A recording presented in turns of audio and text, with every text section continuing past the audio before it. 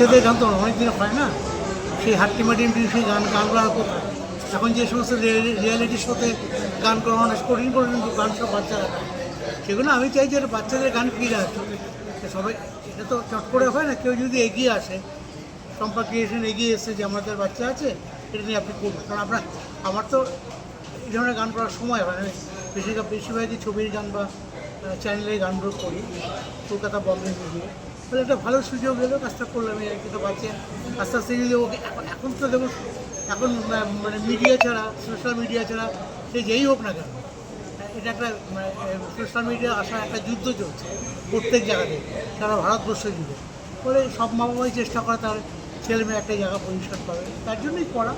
এবং যারা রেগুলার গান লেখে কলকাতা, তাদের প্রিয় চট্টোপাধ্যায় আমার অত্যন্ত প্রিয় বন্ধু। তার জানিস প্রিয় চট্টোপাধ্যায় নাম তো আলাদা করে কিছু বলার নেই। সফল একজন গীতিকার। রাজীব দত্ত খুব ভালো লিখছে, দেবাংশু চক্রবর্তী, এদের নিয়ে একটা একটা কাজ করা, নতুন কাজ করা। মেয়েটিকে কেমন দেখলেন? তার মধ্যে এটা ভালো, ওদের ট্যালেন্ট আছে, সুন্দর। আমি যখন রেকর্ডিং করেছি তখন দেখেছি যে এই সাহসগুলো না করে তো হবে না, এগুলো সাহস করে যে এসছে এগিয়ে আমার কাজ করতে, ওর সাথে ভালো লেগেছে।